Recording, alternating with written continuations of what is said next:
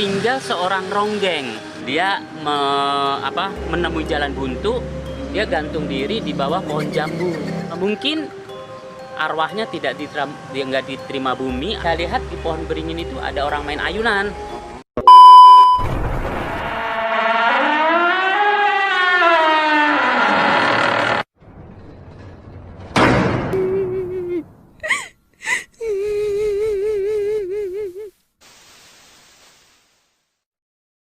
Assalamualaikum teman-teman, kita ketemu lagi nih. Kali ini ada yang berbeda. Kita sekarang lagi syutingnya outdoor dan di pinggir jalan nih. Jadi maaf kalau agak berisik suaranya, karena narasumber kita ini agak susah untuk ditemuinnya. Sampai kita bila-bilain kita samperin. Oke, sekarang kita perkenalan ya. Gimana Mas? Alhamdulillah, baik. Sehat ya? Alhamdulillah. Sekarang gimana? Kesibukannya apa Mas? Kebetulan untuk saat ini masih di bisnis. Oh, Kenalin dulu dong. Oh ya, kenalin dulu. namanya siapa? Oke. Saya biasa untuk Arisa Dewo. Saya selain nyanyi dari cafe to cafe, kita juga ada bisnis. Tapi untuk saat ini kita hanya bisnis dan merilis album-album lama. Kita menjadi musik tren sekarang. Oh, jadi dirubah aransemennya? Dirubah aransemennya. Kira-kira kapan launchingnya itu? Mungkin kalau udah selesai tahun depan. Tahun depan. Nah, ini buat di pasar YouTube atau gimana nih? Itu biasanya kalau dulu sih kita masih zaman kaset ya. Ya, masih zaman kaset gitu. Kita udah beredar itu tahun 97. 97. Ya, itu udah beredar. Nah, ini kita rilis ulang. Nanti mungkin kita pakai, sekarang kan banyak mass media, Ya, terus media sosial. Paling kita untuk perkenalkannya di situ lagi dulu. Mudah-mudahan nanti setelah launching sukses ya. Amin, amin. Pemirsa, narasumber kita ini punya cerita yang sangat-sangat serem, sangat-sangat horor. Gimana kalau kita mulai dengerin nih? Gimana ceritanya? Silakan aja Mas. Begini, awalnya itu berapa puluh tahun yang lalu di daerah perkampungan saya itu tinggal seorang ronggeng. Oh, kalau boleh tahu daerah perkampungannya daerah mana nih? Itu daerah Meruya. Oh ya. Dulu disebutnya Meruya Udik. Sekarang jadi Meruya Selatan. Di situ ada seorang ronggeng. Seorang ronggeng itu dia cantik. Bunganya dari ronggeng itu. Nah, dia paling cantik di situ. Nah, dia tinggal pas di seberangan rumah saya. Oh, tinggal dulu masih hidupnya ya Mas? masih hidupnya. hidupnya. Semasa hidupnya dia seorang ronggeng. Ya, ini kisah nyata. Iya. Dia seorang ronggeng dan ronggeng itu cantik. Istilahnya kembangnya lah Iya. gitu. Nah, dia mempunyai seorang pacar. Nah, mempunyai seorang pacar, terus dia hamil. Pas hamil, sebulan, 2 bulan dia masih meronggeng. Dan pacarnya masih datang. Tapi pas 5 bulan sampai 6 bulan, pacarnya itu menghilang. Dia tidak bertanggung jawab. Ini hamil di luar nikah. Hamil di luar nikah, namanya ronggeng kan? Iya, iya. Nah, gitu. Ternyata pacarnya itu punya istri. Oh. Nah, terus akhirnya dia menemui jalan buntu, dia gantung diri di bawah pohon jambu. Merinding dengarnya. Di bawah pohon jambu, jadi ketahuannya besok pagi. Kebetulan kontrakannya itu di belakang sekolah SD. Pas pagi-pagi, tukang kebunnya itu pas mau nyapu-nyapu, lihat Aisyah itu gantung diri, melet dengan perut yang besar. Nah, terus dikubur. Nah, habis itu mungkin arwahnya nggak diterima bumi atau bagaimana. Dia juga nggak tenang ya. Iya, tapi dia tidak jahat. Dia hanya mengganggu aja. Oh. Sampai sekarang dia tidak jahat, hanya mengganggu. Kadang-kadang menampakkan diri atau gimana? Kadang-kadang menampakkan diri. Ya. Pada suatu saat di sebelah rumah saya itu ada pohon beringin. Nah, pas saya pulang nyanyi jam 2 kira-kira, saya turun dari mobil. Pas pulang, saya lihat di pohon beringin itu ada orang main ayunan. Oke, tunggu dulu, aku potong Mas. Berarti kalau Mas bisa melihat sesuatu, secara tidak langsung Mas punya indera keenam. Itu pada saat itu belum saya buang, Oh. masih bisa, Masih bisa melihat, masih bisa, komunikasi. masih komunikasi. Sempat dong komunikasi sama si. Sempat. Bukan hanya sama Aisyah aja, Oh. sama yang lain-lainnya yang di kebun itu, Iya, iya, iya. sama nenek-nenek itu juga Oh, banyak berarti. banyak di kampung situ banyak. Banyak banget ya. Di kebun itu ternyata perkampungan, Perkampungannya mereka. perkampungan mereka. Oke. Ya. Lah, terus ayunan. si Aisyah itu gimana? Nah, dia main ayunan. Oh. Saya deketin, saya bilang, ngapain kamu malam-malam main ayunan di situ? Saya bilang gitu. Dia bukannya menjawab, malah tertawa terus pergi. Itu kejadiannya bukan sekali dua kali. Berarti si Aisyah ini tidak mau diajak komunikasi ya? Dia tidak mau, Oh. dia tidak mau diajak komunikasi, tapi hanya menampakkan diri. Selain di pohon beringin itu, kebetulan di samping rumah itu ada pohon jambu dan ada pagarnya itu. Oh. Jadi pas jam 2 pagi atau itu ada anak sebelah rumah itu pulang, tiba-tiba Aisyah itu duduk di pagar gitu. Ah. Duduk di pagar begitu kan, motornya langsung dilempar, dia teriak-teriak, dikirain ada maling, orang kampung semua pada keluar. Oh. Nah akhirnya ada apa? Itu ada Aisyah, ada Aisyah. Pada nunjuk-nunjuk gitu kan, Jadi Aisyah. Jadi misalnya berkeliarannya berkeliarannya itu seputaran lingkungan situ aja. Seputar ya? lingkungan Ya. saja, Jadi, iya.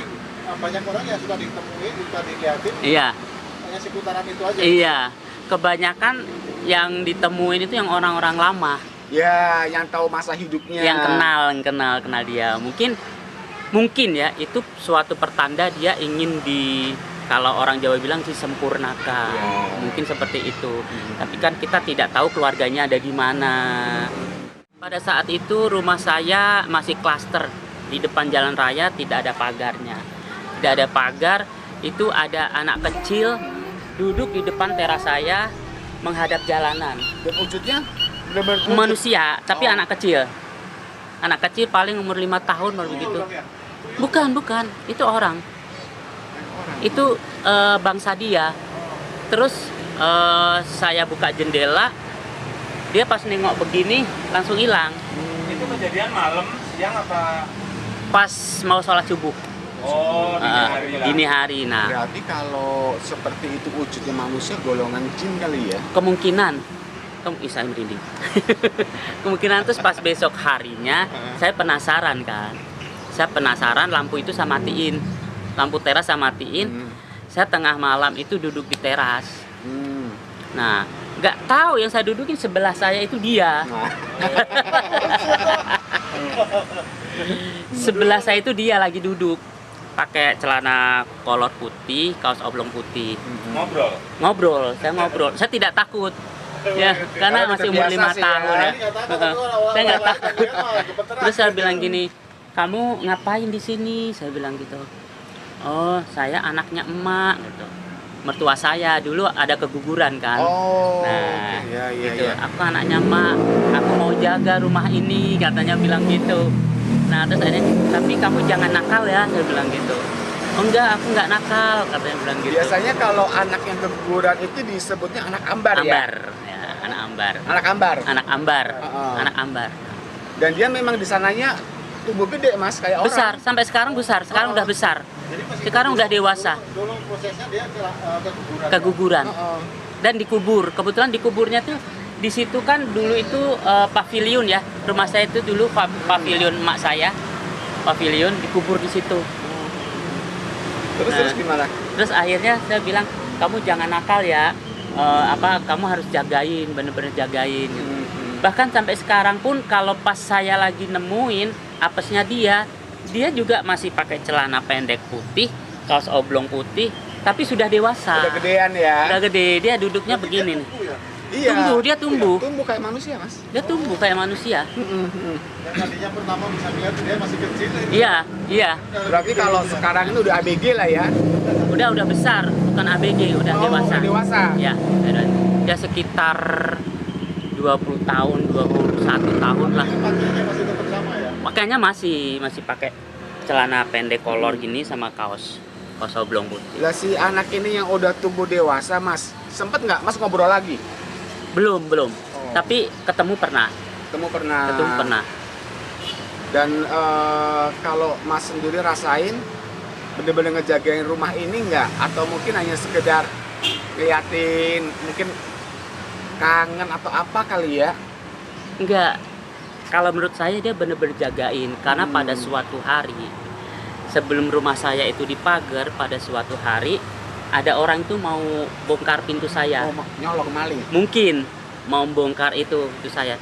Tapi sampai pagi subuh itu tuh begini terus nggak bisa kebuka. Pas saya mau sholat subuh, saya buka, dia ada di situ. Dia tidak bisa bergerak. Terus saya bilang, sebelum orang-orang mergokin kamu, mending kamu pergi. Tapi di situ rumah saya itu memang banyak sekali penghuninya. Yang membuat aku penasaran itu Mas ya, tadi Mas ngomong di rumah Mas tuh banyak sekali.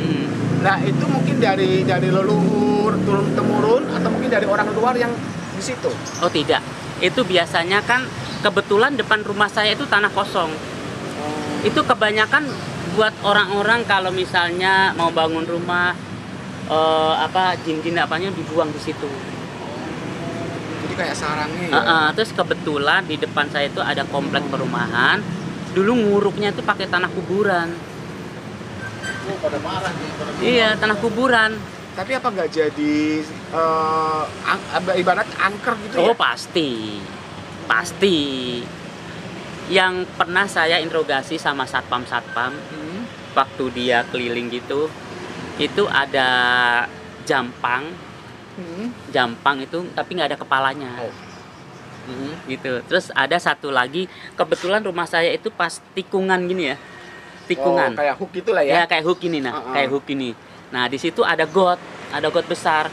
Terus itu sawah-sawah gitu. Nah zaman dulu kan anak kebut-kebutan karena sepi kan. Di situ jalanan kan gelap. Nah, pas proyek itu dibangun, ada orang naik motor, jadi lawan arah gini, terus ketabrak, orangnya nyemplung ke got itu, bukannya nggak ada. Oh, kemana itu Pak?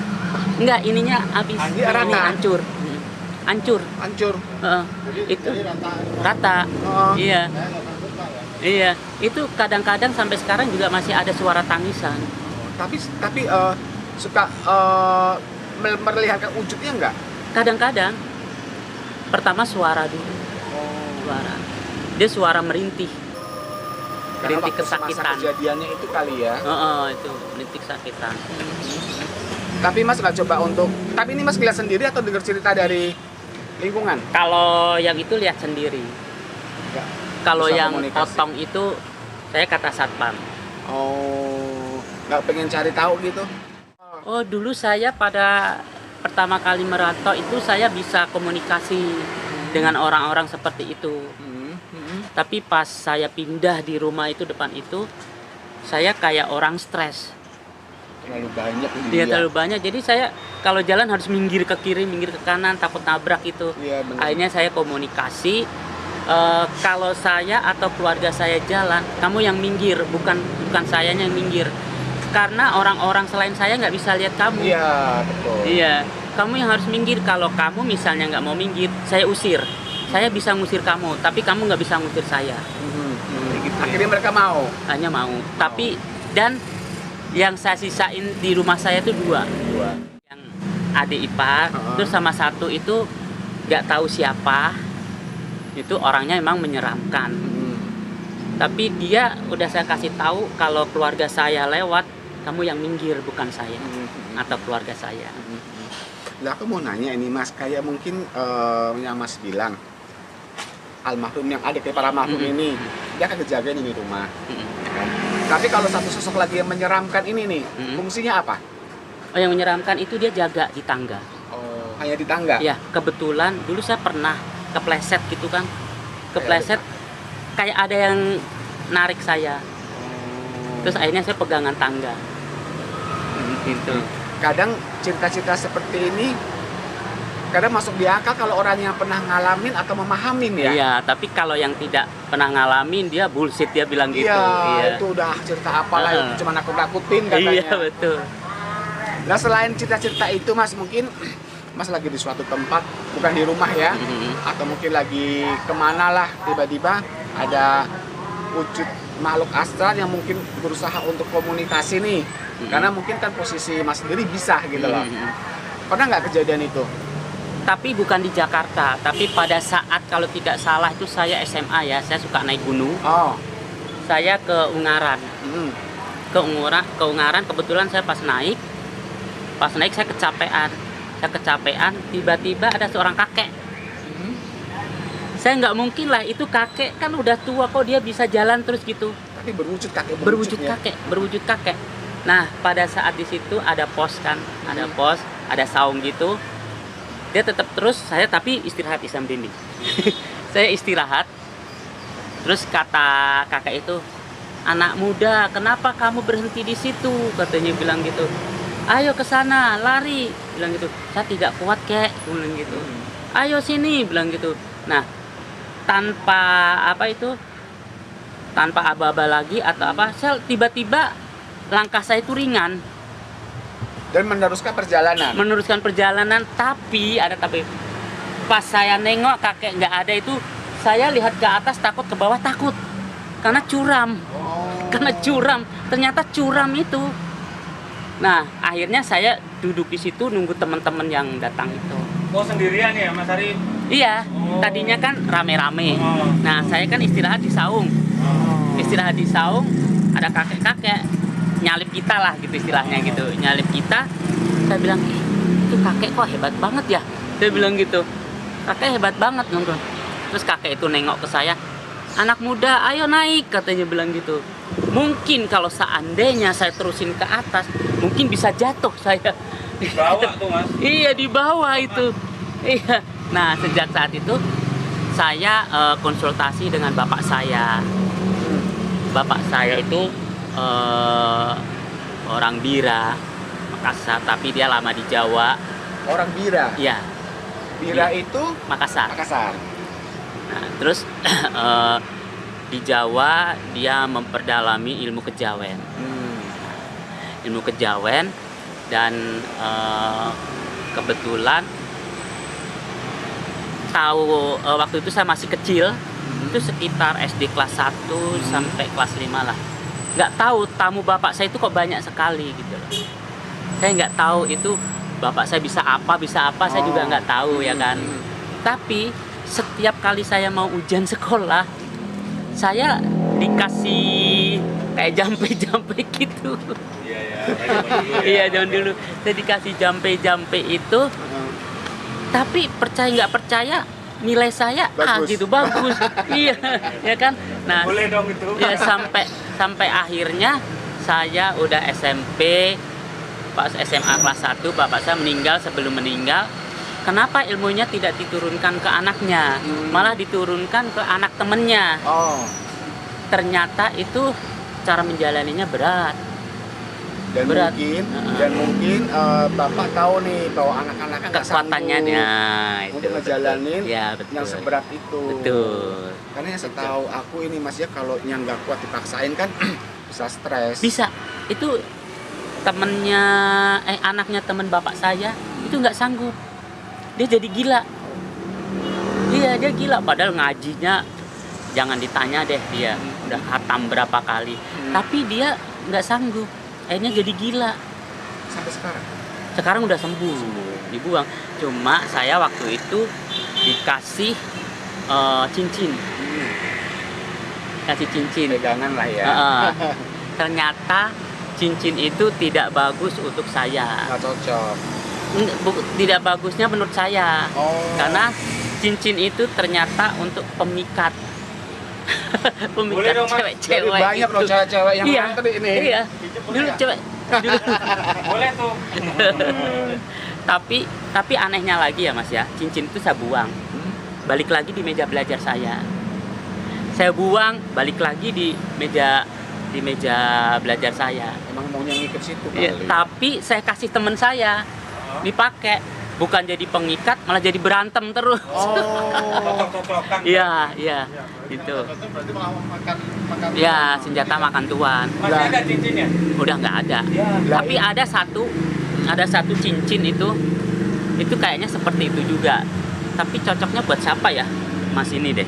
Gede soalnya. Gede banget. Itu fungsinya apa itu? Hah? Fungsinya apa itu? Pemikat juga. Wah. Kalau mau saya kasih aja dah. Kita berantem lagi.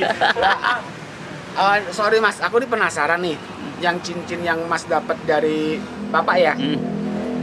ke Mas, aku jadi kayak seperti pemikat, Hmm. ya. Dikasih ke teman, malah jadi kayaknya berantem. Inginnya dulu. berantem terus. Atau mungkin bacaannya kali yang beda. Mungkin bisa juga. Tapi dalam kemajuan bisnis saya tidak menggunakan itu. Lillahi ta'ala ya, sebenarnya Allah. Saya lillahi Semua Allah ta'ala, ya. iya. Rezeki dari Allah, betul. Iya.